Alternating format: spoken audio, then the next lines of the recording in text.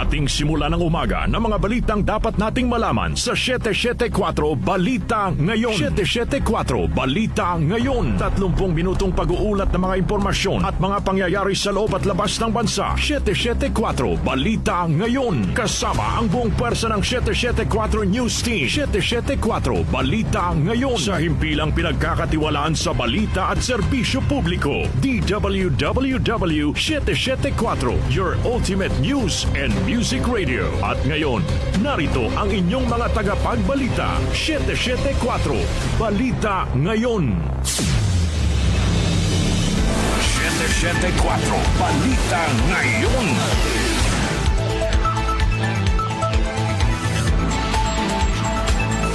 Magandang umaga, Luzon, Visayas at Mindanao. Ngayon po ay araw ng Biyernes, February 13, 2026. Narito na ang 774 Balita Ngayon. 774 Balita Ngayon. At sa ating pong mga headlines. Public consultation ng Kamara ukol sa panukalang anti-political dynasty o marangkada na. DA, palalawakin pa ang outlet ng 20 peso per kilo na bigas sa Metro Manila. Pabuya para sa ika-aaresto ni Atong Ang itinaas ng DILG sa 20 million pesos. Pangulong Ferdinand Marcos Jr. pinag-aaralan pa ang alok ni US President Donald Trump na sumali sa Board of Peace. Station supervisor ng MRT3 Shaw Boulevard pinasisibak matapos mag-viral ang larawan ng ilang staff nito na may hawak na tarpaulin. Mga Pinoy na very happy sa kanilang love life sumadsad sa record low na 46%. Metro News, MRT3 at LRT2 may handog na libreng sakay sa Valentine's Day para sa mga PhilHealth member. Science and Technology News, mga AI chatbot nagbibigay ng hindi magandang payo sa kalusugan batay sa isang pag-aaral. Lifestyle News, ilang rare Philippine artworks isusubasta sa Araw ng Mga Puso. Sa ating music trivia ngayong petsa ni-launch ni Frank Sinatra ang kanyang sariling record label. Sino-sino mga artist ang naging bahagi nito? Alamin. Balitang kakaiba, isang lalaki sa Texas nakagawa ng mahigit 200 eroplanong papel sa loob ng isang oras.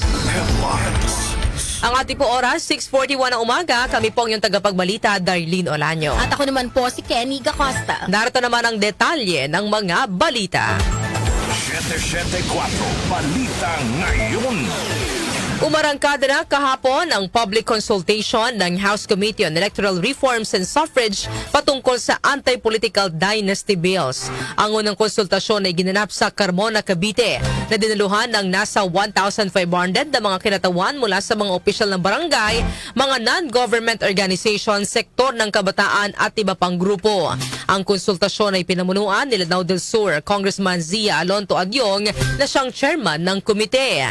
Sa mensahe naman ni House Speaker Boji D, binigyan din ito na ang konsultasyong gagawin mula Luzon, Visayas hanggang Mindanao ay bahagi ng paninindigan ng Kamara na ang mga mahalagang batas ay dapat binabalangkas sa pamamagitan ng bukas at tapat na pag-uusap.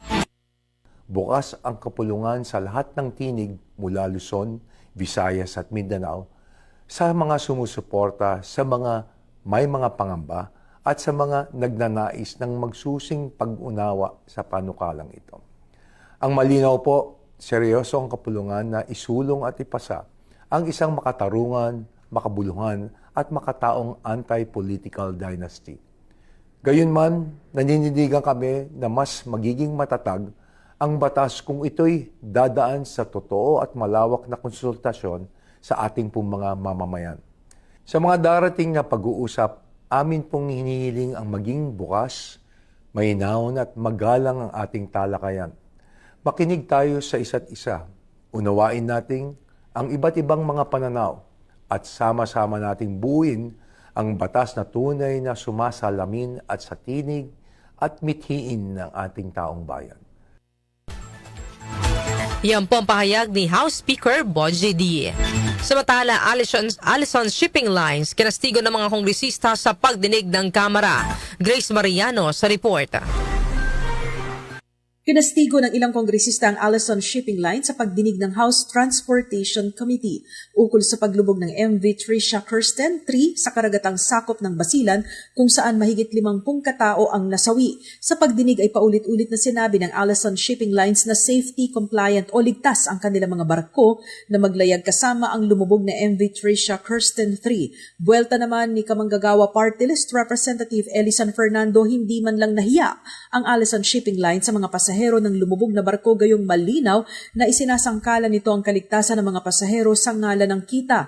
Dismayado naman si Committee Chairman at Quezon City Representative Franz Pumare na ilang barko na ng Allison Shipping Lines ang nasangkot sa insidente. Kumbinsido rin si Pumare na ang MV Antonio II dapat ang sasakyan ng mga pasahero noon at hindi ang MV Tricia Kirsten 3. Sasabihin ninyo compliant ang Allison. Pero nakita nyo sa video, walang mga life jacket. Tapos ipagdidiinan nyo dito ng kumpanya ninyo na compliant kayo. Hindi man lang ho tayo nagkaroon ng hiya sa mga pasahero.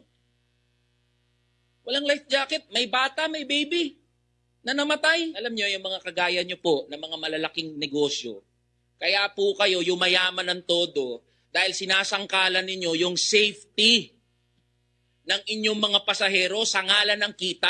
Ilan ng beses nagkaroon ng insidente? So ano ibig kong sabihin dito? Dapat lalo nating ginagawa yung role natin na checkin yung mga sasakyan. Ako, I stand by my opinion that Allison vessel was not intended for that open sea. Yan po sina Representatives San Fernando at Franz Pumaren. Ito si Grace Mariano para sa DWWW 774, your ultimate music radio. Maraming salamat, Grace Mariano. 774 Balita Ngayon. Target ng Department of Agriculture na palawakin pa ang programang 20 Bigas Meron Na sa Metro Manila upang mas madaling maabot ang mga nangangailangang sektor. Ayon kay Agriculture Secretary Francisco Chu Laurel Jr., plano nilang makapaglagay ng hindi bababa sa 5 20 Bigas outlets sa bawat lokal na pamahalaan sa NCR. Inihayag naman ni DA Agribusiness and Marketing Assistant Service Director Junibert Desagun na target ng ahensya na makumpleto ang full-scale expansion ng programa bago matapos ang Marso ngayong taon, kasabay ng peak harvest upang masiguro ang sapat na supply ng bigas. Sa pagpapalawak ng programa, prioridad ang senior citizens, solo parents, persons with disabilities o PWDs, P4s o 4PS beneficiaries, minimum wage earners, miyembro ng tricycle at transport groups, mga magsasaka at mangingisda at iba pang kwalipikadong sektor. 774 Balita Ngayon. Umaabot na sa 20 million pesos ang reward money para sa sino mang makapagbibigay ng impormasyon na magreresulta sa pagkakaaresto kay Charlie Atong Ang. Ayon kay Department of the Interior and Local Government Secretary John B. Rimulya, nagmula ang pondo sa confidential funds ng Philippine National Police o PNP at DILG. Binuksan naman na ang PNP CIDG hotline sa 0960-6923025 at 0456-115926 para sa mga nais magbigay ng impormasyon. Bukas ito 24/7 at maaaring tawagan saan mang panig ng bansa. Naglagay na rin ang mga poster na may larawan at posibleng kinaroroonan ng akusado sa mga tanggapan ng CIDG at iba pang matataong lugar sa buong bansa. Paliwanag ng mga otoridad, layunin ang pagtaas ng pabuya, paglalagay ng hotline at pagpapaskil ng mga poster na mapabilis sa pagkakaaresto sa pugante at maihatid ang hustisya para sa mga biktima at kanilang mga pamilya. Minorya sa Senado hindi lalagda sa partial committee report ng Blue Ribbon Committee tungkol sa ghost flood control projects. Conde Batak sa detalye. Hindi lalagda ang mga senador ng minorya na miyembro ng Senate Blue Ribbon Committee sa partial committee report ng iniimbestigahang maanumalyang flood control projects. Ito ay kahit pa binago na ang lengguwahe na ginamit sa partial committee report at hindi na to be charged ang salitang ginamit para sa mga senador na nasasangkot sa issue. Ayon kay Senator Robin Hood Padilla, hindi sila pipirma sa committee report dahil mayroon naman silang minority report sa naturang pagdinig ng flood control anomalies at doon sila lalagda. Sinabi ni Padilla na kailangan solid sila sa minority at kung ano ang sasabihin ng kanilang minority floor leader na si Senator Alan Peter Cayetano ay kanilang susundin. Siyempre, kailangan solid kami sa minority, di ba? Kung ano yung desisyon ng aming minority floor leader, susunod kami. So as far as you know, hindi kayo pipirma buo? Eh, yun ang sabi ng aming minority floor leader. Walang pipirma sa minority. Well, meron naman kaming sa amin, may pumirma, di pumirma ka. Pero ako, susunod ako kay Alan. Matatandaang naunang inilabas ng minorya sa pangunguna ni Senator Rodante Marcoleta at Senator Amy Marcos ang kanilang minority report para sa flood control anomaly investigation na tinawag naman ni Senate President Tito Soto III na isa lang PR o media report dahil wala pa namang report mula sa Blue Ribbon Committee. Conde Batak ng DWWW 774, your ultimate music radio. Maraming salamat, Conde Batak. 774 Balita Ngayon.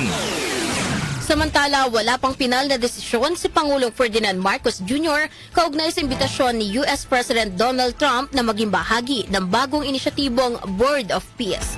Ayon kay Palace Press Officer Claire Castro, masusing pinag-aaralan pa ng Pangulo ang naturang alok.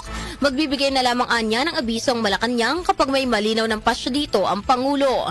Ang Board of Peace ay isang international advisory body na layong isulong ang diplomasya at mapayapang resolusyon ng mga sigalot sa iba't ibang panig ng mundo, partikular sa Gaza Strip.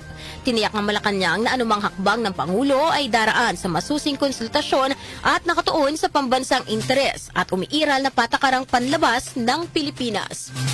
Samantala, Pangulong Ferdinand Marcos Jr. pinaigting ang pagsugpo kontra organized crime. Narito ang report ni Chanel Salazar.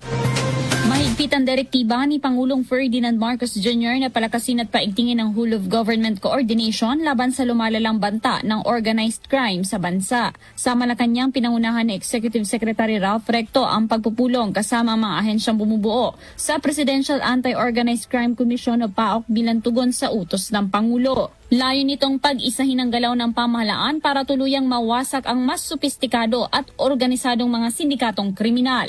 Ayon kay Recto, malinaw ang bilin ng Pangulo na paigtingin ang mga hakbang upang maprotektahan ang mga Pilipino. Hindi lamang anya paghabol sa mga kriminal ang trabaho ng gobyerno kundi ang pagsasara ng bawat puwang na maaaring pagsimulan ng krimen. Katuwang sa mas pinaigting na koordinasyon ang mga kinatawan ng National Intelligence Coordinating Agency, Department of the Interior and Local Government, Department of National Defense, Armed Forces of the Philippines, Philippine National Police, Department of Foreign Affairs, Department of Justice, at National Bureau of Investigation. Sa ilalim ng direktibang ito, inaasahang maging mas mahigpit, mas mabilis, mas organisado ang pagkilos ng pamahalaan laban sa mga sindikatong patuloy na naglalagay sa peligro sa seguridad ng bansa.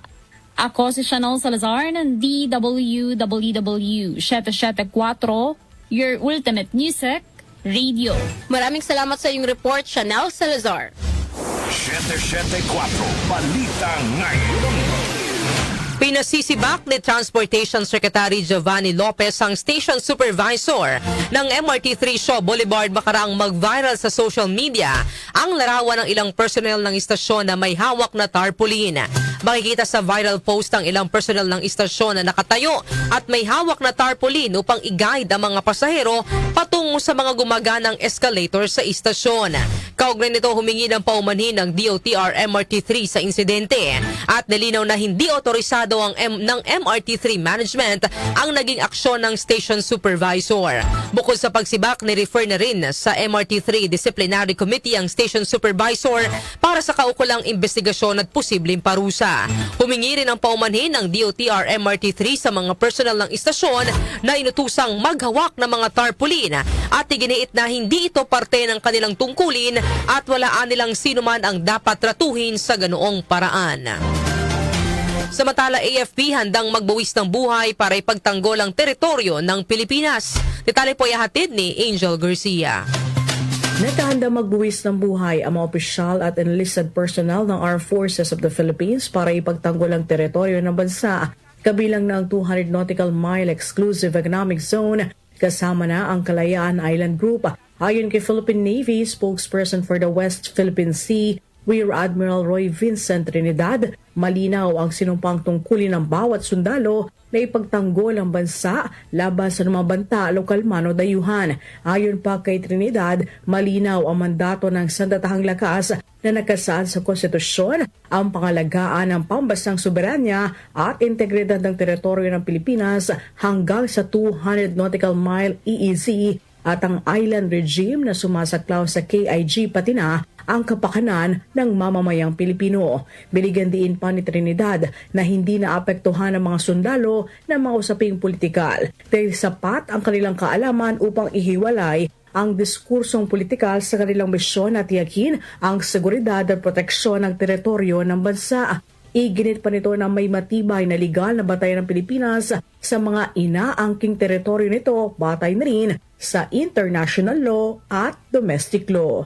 Angel Garcia ng GWWW 774, your ultimate music radio. Maraming salamat, Angel Garcia. 774 Balita Ngayon. Sa iba pang balita, kakaunti na lamang sa mga Pilipino ang very happy sa kanilang love life.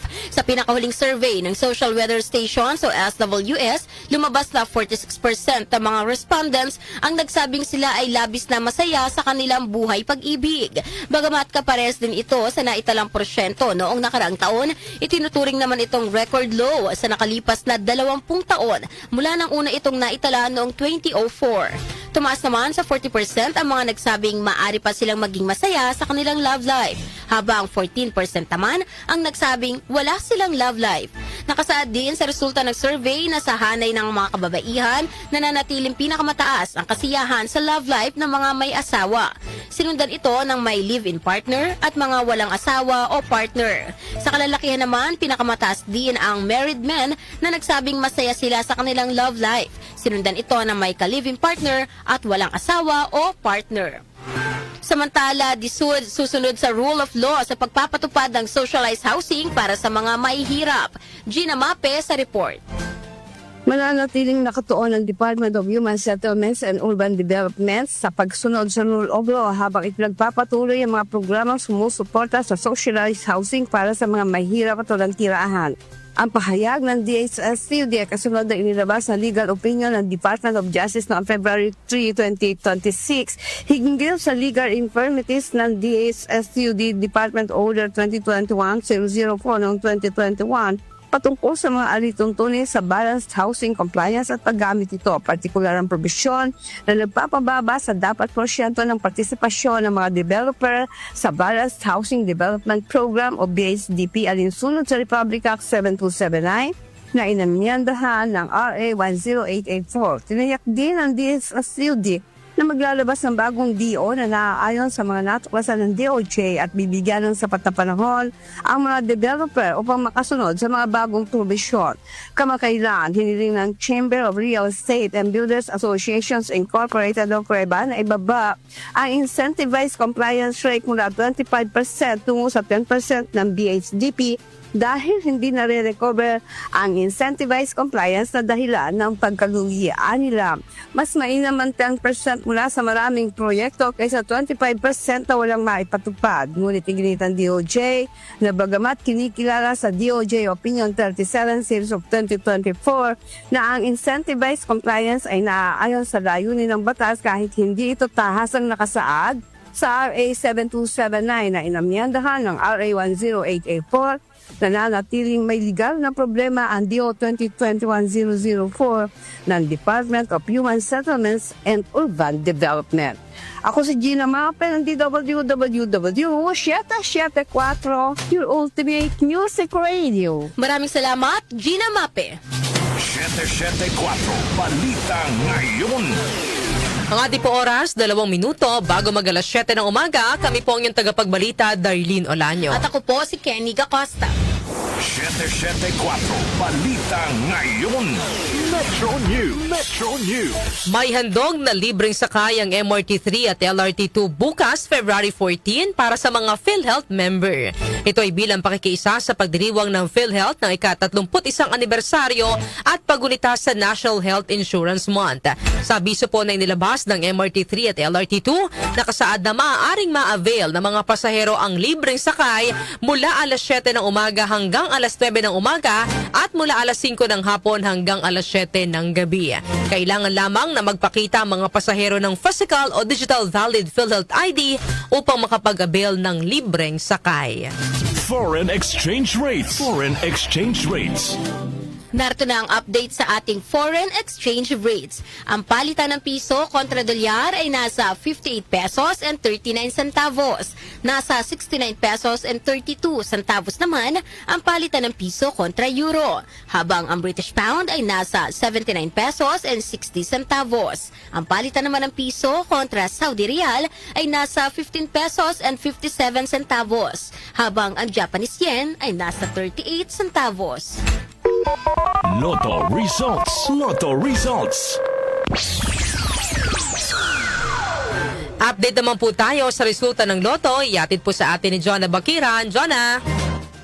Narito na ang mga lumabas na winning combination sa Super Lotto 649 na binola kagabi February 12 to 37, 24, 21, 36 at 40, kung saan naabot sa 47,053,715 pesos and 16 centavos ang papremyo. Ang bola naman sa Lotto 642 ay ang 40, 23, 20, 28, 36 at 7, kung saan ang jackpot prize ay aabot sa 10 million pesos.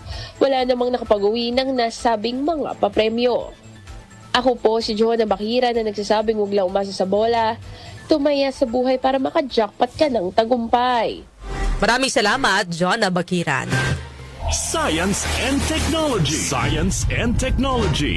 Para naman sa ating Science and Technology News, mga AI chatbot, nagbibigay ng hindi magandang payo sa kalusugan batay sa isang pag-aaral. Narito ang detalye mula kay Rosemary Miranda.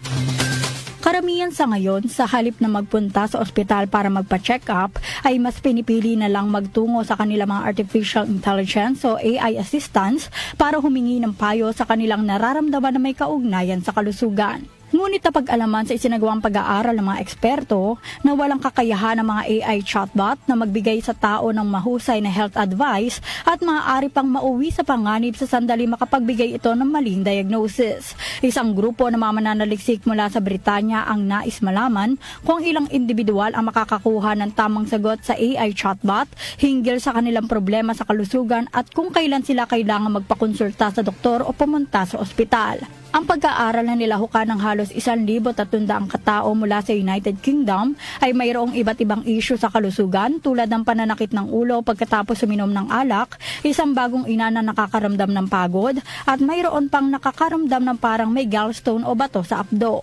Random silang itinalaga ng team sa 3 chatbots na kinabibilangan ng OpenAI's GPT-4o, Llama 3 ng Meta at Command R+, gayon din na mayroong control group na gumamit ng mga internet search engine. Natagpuan sa pag-aaral na 1/3 lamang ng taong gumamit ng AI chatbot ang natukoy ang kanilang problema sa kalusugan, habang halos 45% lamang ang nakaisip ng tamang paraan para tugunan ito na wala umanong pinagkaiba sa control group.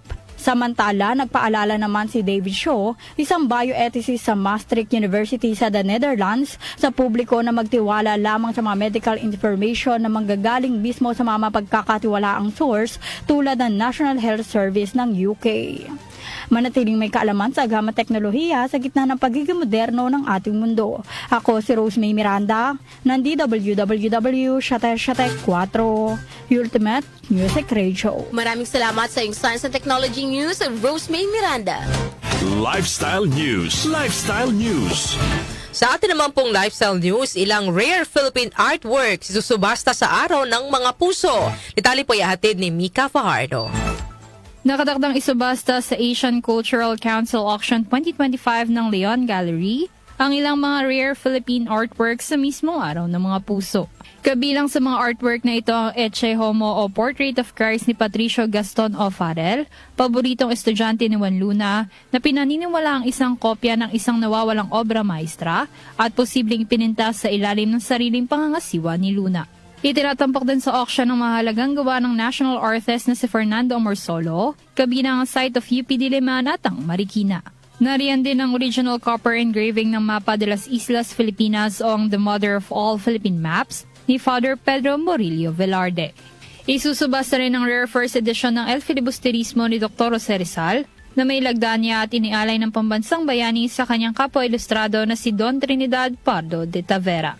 Ako po si Mika Fajardo ng DWWW 774, your ultimate music radio. Maraming salamat, Mika Fajardo.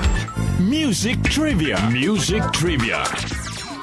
Para sa ating music trivia, ngayong petsa na ito, February 13, taong 1960, nilaunch ng American actor and singer na si Frank Sinatra ang kanyang sariling record label na tinawag na Reprise Records. Ang Reprise Records ay bahagi rin ng Warner Music Group at ito ang nag-ooperate sa ilalim ng Warner Records. Itinatag ni Sinatra ang Reprise Records upang mabigyang kalayaan ang mga artist na magiging bahagi nito sa paglikha ng mga musika na talagang nais nila at hindi dahil lamang sa kung ano ang nais ng ibang tao na gawin nila. Ang pagtatatag ni Sinatra sa naturang record label ang nagdala din sa kanya sa bansag o binansagan siyang the chairman of the board. Unang album na nirelease sa ilalim ng Reprise Records ay ang Ring-a-Ding-a-Ding na Sinatra noong May 7, 1961, kung saan bahagi ang awiting Have You Met Miss Jones, Let's Fall in Love at ang Be Careful, It's My Heart. Sa kasalukuyan, ilan sa mga kilalang artist ang nakapirma sa Reprise Records ay ang Green Day, ang My Chemical Romance, gayon din sina Enya, Michael Bublé, Eric Clapton, Stevie Nicks, Neil Young, Idina Menzel at si Josh Groban. Balitang Kakaiba. Sa atin naman pong balitang kakaiba, isang lalaki sa Texas nakagawa ng mahigit 200 eroplanong papel sa loob ng 1 oras. Itali po ng balitang kakaiba, ihatid po sa atin ni Doc Justin. Good morning! Yes, good morning, Darlene, mga kanyusik. Narito natin balitang kakaiba ngayong araw na ito. Nakasungkit ng Guinness World Record ang isang lalaki sa Tyler, Texas.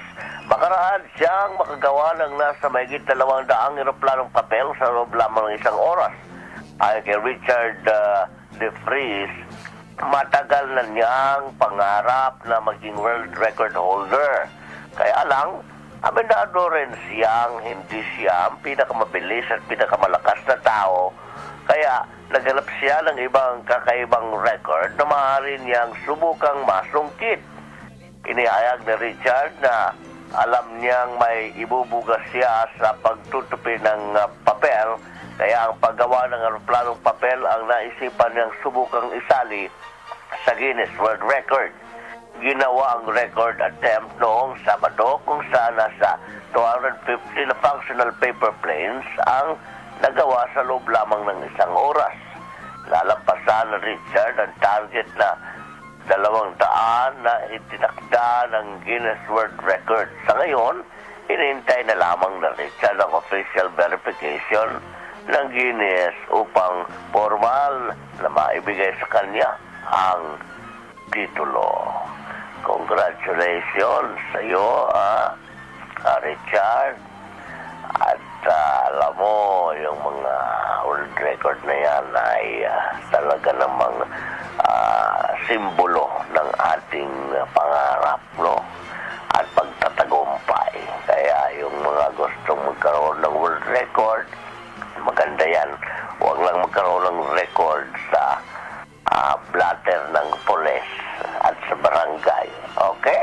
Alright. Yan ating balitang kakaiba ngayong araw na ito. Ako si Doc Justin. Just out na ko. Thank you.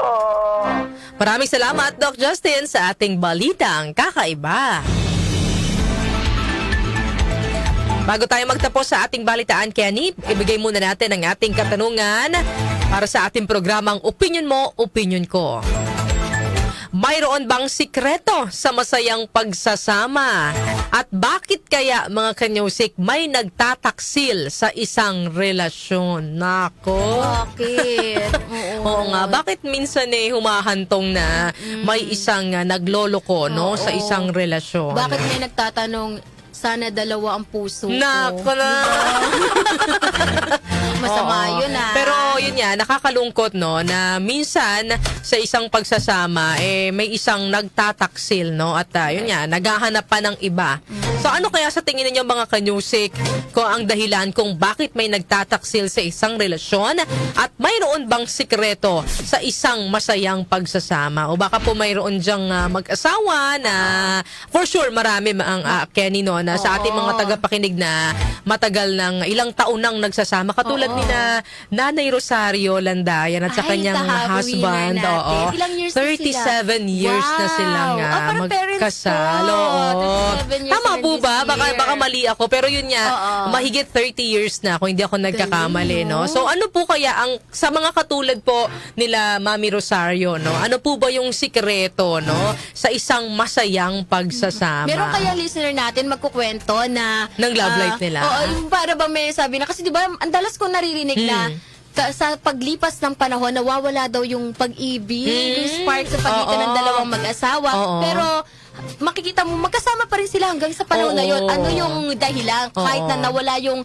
pag-ibig kumbaga na yon? Ano yung natira para mapanatili nilang magkasama pa rin? Correct. Di ba sinasabi nila at Kenny, parang love is a choice. Love is a decision, di ba? Yeah. Every day pipiliin mo daw yung partner mo, yung asawa mo. Correct. So yan mga kanyusik. Kala mo talaga Kala mo eksperto sa pag-ibig So yan mga kanyusik ang ating pong pag-uusapan ngayong araw po ng Friday. Light topic lang po tayo ngayon dahil weekend na mga kanyusik. So gusto po naming malaman kung ano po ang sikreto sa isang masayang pagsasama at bakit po kaya kung may nagtataksil sa isang relasyon. So ang ating pong text line 0929-321-8738 at maaari din po kayong mag-comment sa ating pong Facebook Live at sa ating YouTube channel.